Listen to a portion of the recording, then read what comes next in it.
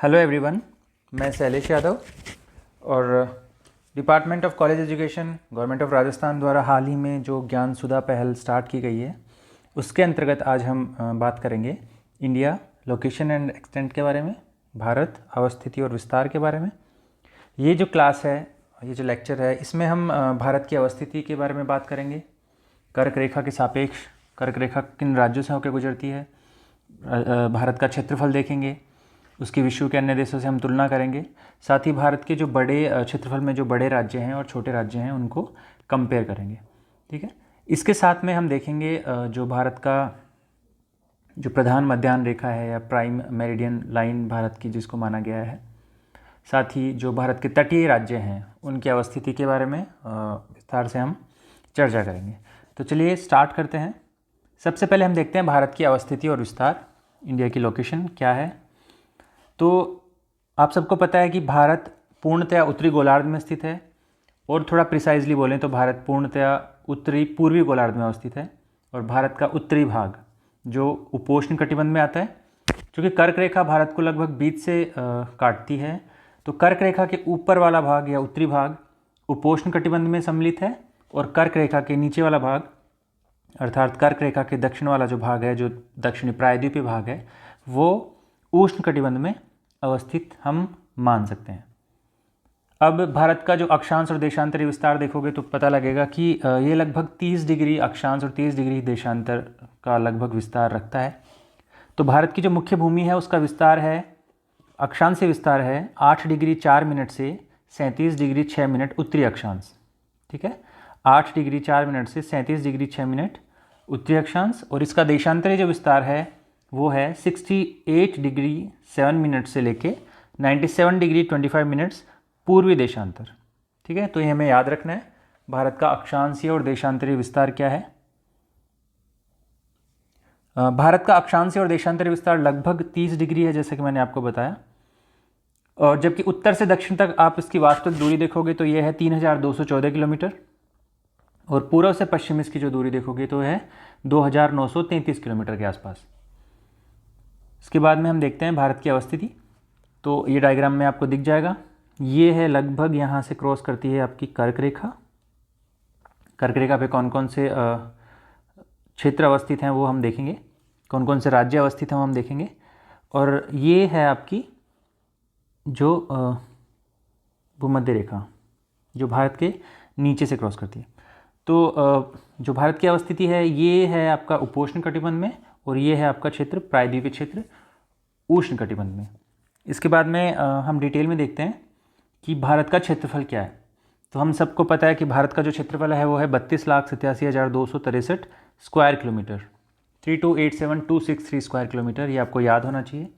ये विश्व के कुल स्थलीय भाग का कितना प्रतिशत है? 2.42%, 2.42% है। और यहाँ की जो जनसंख्या है वो विश्व की जनसंख्या की लगभग 17.5% है। 2011 का डेटा है ये। तो 17.5% जनसंख्या कितने प्रतिशत धरातल पर निवास करती है? 2.42% पर। साथ ही हमें ये पता होना चाहिए कि भारत क्षेत्रफल की दृष्टि से विश्व का 7वां सबसे बड़ा राष्ट्र है, 7वां। तो इनसे पहले के 6 जो राष्ट्र हैं जो बड़े हैं भारत से क्षेत्रफल में, वो कौन कौन से हैं? ये हैं आपके Russia, Canada, USA, China, Brazil और ऑस्ट्रेलिया। 7वें नंबर पे आता है भारत। ठीक है, और जनसंख्या की दृष्टि से आप देखोगे तो सबसे पहले आता है आपका चाइना, और दूसरे नंबर पे आपका आता है भारत। ठीक है, तो ये आपको फैक्चुअल डिटेल्स जो हैं आपको पता होनी चाहिए। इसके बाद देखते हैं मानक याम्योत्तर।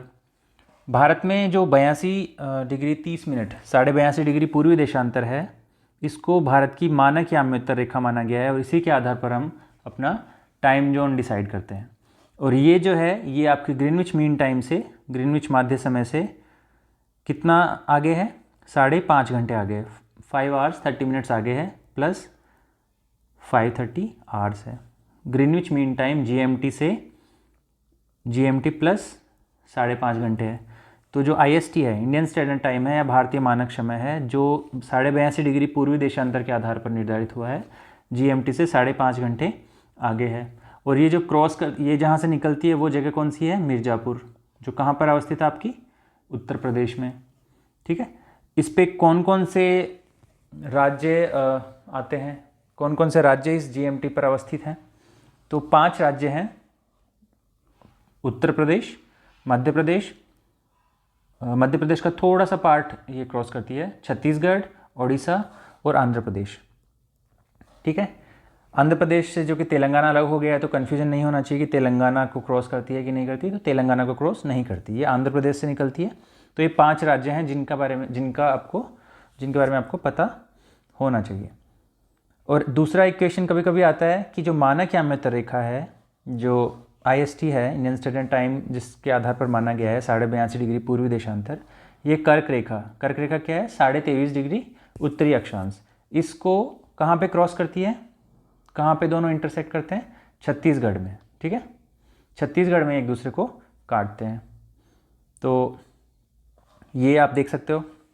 तो जो डिस्टेंस मैंने अभी बताया आपको, जो एक्सट्रीम पॉइंट्स उत्तर दक्षिण के हैं, उनके मध्य जो डिफरेंस है वो कितना है, उनके मध्य जो दूरी है वो कितनी है?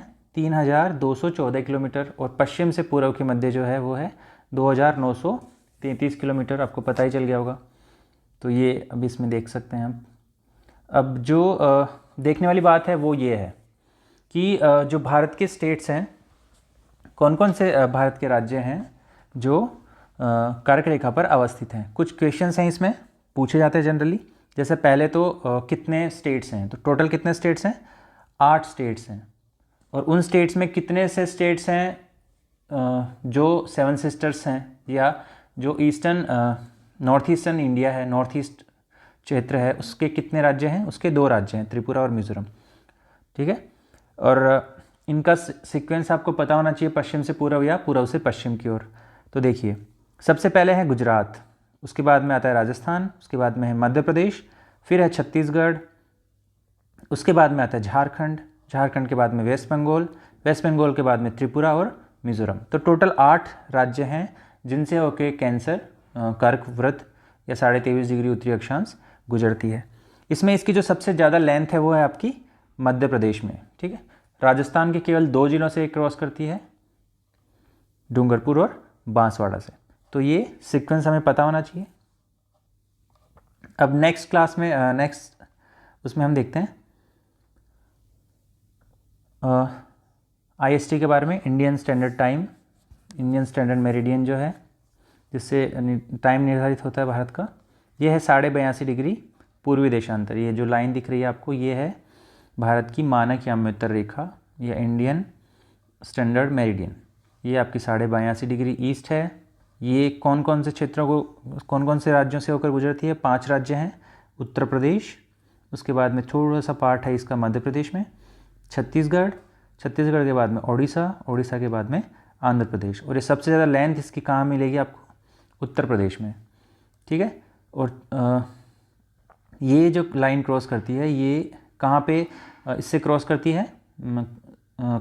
कर्क रेखा से ये करती है आपकी छत्तीसगढ़ में। ठीक है, जैसे कि मैंने अभी आपको बताया था।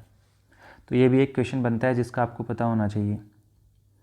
अब देखते हैं, छोटे एग्जाम्स में कभी कभी पूछ लेते हैं कि भारत के सबसे सीमांत स्थल कौन से हैं। तो इसमें हम देखेंगे उत्तरी, दक्षिणी, पूर्वी और पश्चिमी सीमांत स्थल। तो जो उत्तरी सीमांत स्थल है वो लद्दाख, जो अभी रिसेंटली बना यूनियन टेरिटरी है या केंद्र शासित प्रदेश है। इससे पहले ये जम्मू कश्मीर राज्य का भाग हुआ करता था। तो लद्दाख जो केंद्र शासित प्रदेश है, उसका लेह जिला जो है उसमें इंदिरा कोल के नाम से है, सियाचिन ग्लेशियर पर अवस्थित है, भारत का उत्तरतम बिंदु है, सीमांत स्थल है। दक्षिण में अंडमान और निकोबार में जो निकोबार द्वीप समूह है, वहाँ पर इंदिरा पॉइंट है, जिसका पुराना नाम था पिग्मेलियन पॉइंट, निकोबार द्वीप पर अवस्थित है। यह भारत का दक्षिणतम बिंदु है। यदि पूर्वी भाग की बात करें तो अरुणाचल प्रदेश का एक जिला है अंजा, वहाँ का एक जगह है किबिथू। तो किबिथू भारत का सबसे पूर्वी भाग है। और पश्चिमी भाग गुहार मोती है, जो आपके गुजरात के कच्छ जिले में अवस्थित है। ये आपका भारत का पश्चिमी भाग है। इसको हम डायग्राम में देख लेते हैं। तो सबसे पश्चिमी भाग आपका गुहार मोती है जो कच्छ में है। सबसे पूर्वी भाग किबिथू है जो अंजा जिले में है, कहाँ पे? अरुणाचल प्रदेश में है। उत्तरतम भाग इंदिरा कोल है जो आपका सियाचिन ग्लेशियर पर है, लद्दाख जिले में अवस्थित है, लद्दाख केंद्र शासित प्रदेश में अवस्थित है, लेह जिले में अवस्थित है। और इंदिरा पॉइंट या पिग्मेलियन पॉइंट जो है वो आपका निकोबार द्वीप समूह पर अवस्थित है। तो ये आप एक बार ध्यान से देख सकते हैं। इसके बाद में नेक्स्ट जो है भारत का प्रशासनिक ढांचा। तो भारत में कितने राज्य हैं, उनकी राजधानी कौन कौन सी है और कौन कौन से केंद्र शासित प्रदेश हैं वो हम देखते हैं। तो भारत में वर्तमान में 28 राज्य हैं और 8 केंद्र शासित प्रदेश हैं। तो इनको देखते हैं, इनकी कैपिटल्स कौन कौन सी हैं वो देखते हैं। सबसे पहले आता है आंध्र प्रदेश। तो आंध्र प्रदेश है वर्तमान में हैदराबाद है और इसकी जो प्रस्तावित राजधानी है, 3 कैपिटल हैं इसकी। अभी रिसेंटली बिल को वहाँ के राज्यपाल ने कंसेंट दे दिया है। तो 3 जो कैपिटल बनने वाली हैं वो हैं आपकी लेजिस्लेटिव कैपिटल बनेगी अमरावती में, एग्जीक्यूटिव कैपिटल होगी इसकी विशाखापट्टनम में और जुडिशियल कैपिटल होगी कुरनूल में। ठीक है। इसके बाद में अरुणाचल प्रदेश की राजधानी है ईटानगर, असम की दिसपुर, बिहार की पटना, छत्तीसगढ़ की राजधानी रायपुर, गोवा की राजधानी पणजी, गुजरात की गांधीनगर, हरियाणा की चंडीगढ़। हरियाणा और पंजाब की सम्मिलित राजधानी है चंडीगढ़, जो खुद भी एक यूटी है। हरियाणा की राजधानी चंडीगढ़ बताया मैंने। हिमाचल की राजधानी शिमला, झारखंड की राजधानी है रांची। इस डायग्राम में आप इनका जो क्रिएशन का डेट है, जिस दिन इनका निर्माण हुआ, जिस राज्य का है, केंद्र शासित प्रदेश का, वो दिया हुआ है, तो आप उसको भी देख सकते हैं। कर्नाटक की राजधानी बेंगलुरु है, केरल की राजधानी तिरुवनंतपुरम है, मध्य प्रदेश की राजधानी भोपाल, महाराष्ट्र की राजधानी मुंबई, मणिपुर की राजधानी इम्फाल, मेघालय की राजधानी है शिलोंग, मिजोरम की आइजोल, नागालैंड की राजधानी है कोहिमा, ओडिशा की राजधानी है भुवनेश्वर। इसी प्रकार से पंजाब की राजधानी जैसे मैंने बताया आपको चंडीगढ़, राजस्थान की राजधानी जयपुर, सिक्किम की राजधानी गंगटोक, तमिलनाडु की राजधानी है चेन्नई, तेलंगाना की राजधानी है हैदराबाद, त्रिपुरा की राजधानी अगरतला, उत्तर प्रदेश की राजधानी लखनऊ, उत्तराखंड की राजधानी है देहरादून, जो इसकी विंटर शीतकालीन राजधानी है, और अस्थायी राजधानी जो ग्रीष्मकालीन राजधानी है वो है गैरसैंण, और वेस्ट बंगाल की राजधानी है कोलकाता। तो हमने देखा जो भारत के 28 राज्य हैं उनकी राजधानी। इसके बाद में हम बात करते हैं भारत के केंद्र शासित प्रदेशों की। तो वर्तमान में 8 केंद्र शासित प्रदेश हैं। कौन कौन से प्रदेश हैं और उनकी कौन कौन सी राजधानियां हैं वो देखते हैं। सबसे पहला है अंडमान और निकोबार द्वीप समूह, उसकी राजधानी है पोर्ट ब्लेयर। देन चंडीगढ़, उसकी कैपिटल चंडीगढ़ ही है। उसके बाद में है Dadar and Nagar Haveli and Daman and Diu, इसका पूरा नाम है DNHDD। ये जो रिसेंटली बना है, इसको 26 जनवरी 2005 से ये प्रभाव में आया है, 26 जनवरी 2020 से प्रभाव में आया है अभी रिसेंटली। इसका पूरा नाम है DNHDD, Dadar and Nagar Haveli and Daman and Diu. ये क्या दादर एंड नागर हवेली और दमन एंड दीव दोनों को मर्ज करके ये बनाया गया है। 26 जनवरी 2020 से प्रभाव में है। इसकी कैपिटल है दमन। इसके बाद में दिल्ली, जिसकी कैपिटल है न्यू दिल्ली। लक्षद्वीप की राजधानी है कवराती। पुडुचेरी की राजधानी है पौंडीचेरी। पुडुचेरी के बारे में अभी हम फिर बात करेंगे कि ये 4 डिस्ट्रिक्ट्स हैं, वो अलग अलग 3 राज्यों में अवस्थित हैं, कौन कौन से हैं हम देखेंगे। जम्मू एंड कश्मीर भी अभी 31 अक्टूबर 2019 से प्रभावी हुआ है। ये जम्मू कश्मीर से 2 केंद्र शासित प्रदेश बनाए गए हैं, जम्मू कश्मीर और दूसरा लद्दाख। तो जम्मू कश्मीर की राजधानी जो है श्रीनगर, ग्रीष्मकालीन राजधानी है, और जम्मू इसकी शीतकालीन राजधानी है। साथ ही लद्दाख है, उसकी राजधानी है लेह। ये भी 31 अक्टूबर 2019 को प्रभाव में आया। तो इस प्रकार से हमारे वर्तमान में 8 केंद्र शासित प्रदेश हैं और 28 राज्य हैं। तो ये शॉर्ट मैं थोड़ा जल्दी ये इनकी आपको कैपिटल्स बताई हैं। ये छोटे कॉम्पिटिटिव एग्जाम्स में कई बार मैच द फॉलोइंग में कैपिटल्स को मैच करवाते हैं, और जनरली ध्यान रखिएगा जो आपके केंद्र शासित प्रदेश हैं, और दूसरी बात जो नॉर्थ ईस्टर्न स्टेट्स हैं उनकी कैपिटल्स में जनरली क्वेश्चंस पूछे जाते हैं। तो आप एक बार इसको जल्दी से देख सकते हैं। इसके बाद में हम देखते हैं क्षेत्रफल की दृष्टि से भारत के सबसे बड़े 5 राज्य कौन से हैं। तो आपको सबको पता होगा कि कौन से जो हैं राज्य सबसे बड़े हैं। सबसे बड़ा राज्य राजस्थान है। इससे पहले मध्य प्रदेश था, लेकिन मध्य प्रदेश से छत्तीसगढ़ के अलग होने के बाद राजस्थान सबसे क्षेत्रफल में सबसे बड़ा राज्य हो गया। राजस्थान के बाद में नंबर आता है मध्य प्रदेश का, उसके बाद में आपके आते हैं महाराष्ट्र, उसके बाद में उत्तर प्रदेश, और 5वां सबसे बड़ा राज्य है क्षेत्रफल की दृष्टि से गुजरात। इसको एक बार देख लेते हैं। सबसे बड़ा आपका हो गया 1 नंबर राजस्थान, दूसरे नंबर पर मध्य प्रदेश, तीसरे नंबर पर महाराष्ट्र, चौथे नंबर पर उत्तर प्रदेश, और 5वें नंबर पर गुजरात। अब इसी प्रकार से हम देखते हैं क्षेत्रफल की दृष्टि से सबसे छोटे 5 राज्य कौन कौन से हैं। तो सबसे छोटा जो राज्य है वह है गोवा, जिसकी राजधानी मैंने बताया आपको क्या है, पणजी। उसके बाद में आता है सिक्किम, सिक्किम के बाद में आता है त्रिपुरा, त्रिपुरा के बाद में आता है नागालैंड, और नागालैंड के बाद में आता है मिज़ोरम। ठीक है, इसको भी एक बार मैप पे लोकेट कर लेते हैं। ये है आपका सबसे छोटा राज्य, उसके बाद में ये उससे थोड़ा सा बड़ा है, उसके बाद में आता है त्रिपुरा, ये यहाँ पे है त्रिपुरा। चौथे नंबर पे है नागालैंड, ये है आपका नागालैंड, और पाँचवें नंबर पे आता है मिज़ोरम, तो ये है आपका मिज़ोरम। तो क्षेत्रफल की दृष्टि से 5 जो छोटे राज्य हैं ये हो गए आपके। इसके बाद में हम बात करते हैं जिलों की, केंद्र शासित प्रदेशों की। तो सबसे बड़ा केंद्र शासित प्रदेश क्या है, जो अभी नवीन सृजित केंद्र शासित प्रदेश है लद्दाख, वो है, और सबसे छोटा है आपका लक्षद्वीप। इसके बाद में सबसे बड़े 5 जिले एक बार आप देख सकते हैं कौन कौन से हैं। सबसे बड़ा जिला जो है वो क्षेत्रफल की दृष्टि से है कच्छ, उसके कच्छ कहाँ है आपका, गुजरात में। उसके बाद में लेह जो केंद्र शासित प्रदेश लद्दाख की कैपिटल है। इसके बाद में जो 3 सबसे बड़े ज़िले हैं वो आपके पश्चिमी राजस्थान के, जैसलमेर, बीकानेर और बाड़मेर। ठीक है, तो सबसे बड़ा कच्छ हो गया, उसके बाद में लेह, फिर जैसलमेर, फिर जैसलमेर, फिर बीकानेर और फिर बाड़मेर। तो ये भी छोटे एग्जाम्स में फैक्चुअल जब क्वेश्चंस आते हैं तो उसमें पूछा जाता है। अब बात करते हैं भारत की तटरेखा की।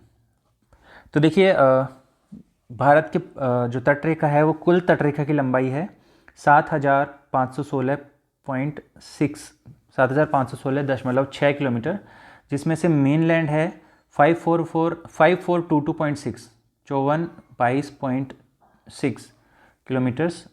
ठीक है, और द्वीपीय क्षेत्र हैं उनके तटों की लंबाई है वो है आपकी 2094 किलोमीटर। तो कुल तटरेखा इतनी है 7,516.6 किलोमीटर, और जो मेनलैंड है उसमें उसकी लंबाई है 5,422.6, और जो रिमेनिंग है वो आपकी द्वीपों की तटीय रेखा है। तो ठीक है, अब जो क्वेश्चन पूछा जाता है वो ये है कि कौन कौन से राज्य या कितने राज्य ऐसे हैं जो तटीय रेखा बनाते हैं। ठीक है, तो 9 राज्य हैं जो तटीय रेखा बनाते हैं। इसके अलावा 4 केंद्र शासित प्रदेश हैं जो तटीय रेखा निर्मित करते हैं।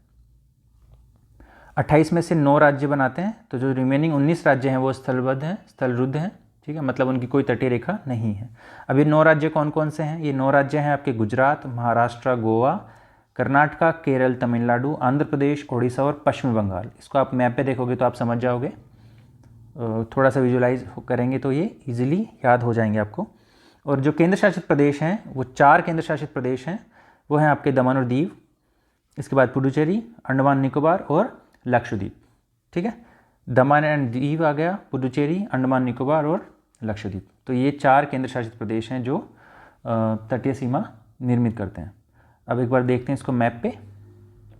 अच्छा, दूसरा जो क्वेश्चन आता है वो ये आता है कि इनको तटीय सीमा को बढ़ते से घटते क्रम में लगाइए, या उल्टा भी बोल सकता है। तो सबसे बड़ी तटीय सीमा है, देखो पहले तो इनका नाम देखते हैं।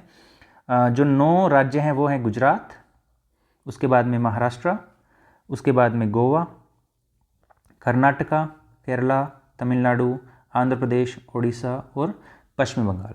पश्चिम बंगाल की ये इतनी है। ठीक है, बाकी आपकी ये वेस्ट बंगाल है तो आपको बांग्लादेश है इसलिए आपको ये ज़्यादा बड़ी दिख रही है, लेकिन जो तटीय सीमा है वो ये है। तो इनमें सबसे बड़ी जो तटीय सीमा बनाता है वो बनाता है गुजरात। गुजरात की तटीय सीमा सबसे बड़ी है, ये क्वेश्चन आया हुआ है ऑलरेडी एग्जाम में। और यदि आप अंडमान और निकोबार को भी कंसिडर करोगे तो सबसे बड़ी जो सीमा बनाता है वो अंडमान और निकोबार बनाता है, लेकिन राज्यों में गुजरात सबसे पहले है। उसके बाद में नंबर आता है आंध्र प्रदेश का। ठीक है, गुजरात के बाद में आंध्र प्रदेश 2 नंबर पे आता है। उसके बाद में है तमिलनाडु, 3 नंबर पे तमिलनाडु आता है। उसके बाद में महाराष्ट्र, उसके बाद केरला, फिर ओडिशा, कर्नाटका, पश्चिम बंगाल, और सबसे छोटी जो है वो है गोवा की, वो लगभग 104 किलोमीटर के लगभग है। ठीक है, तो ये हो गए कोस्टल स्टेट्स जो क्या बनाते हैं, तटीय सीमा का निर्माण करते हैं।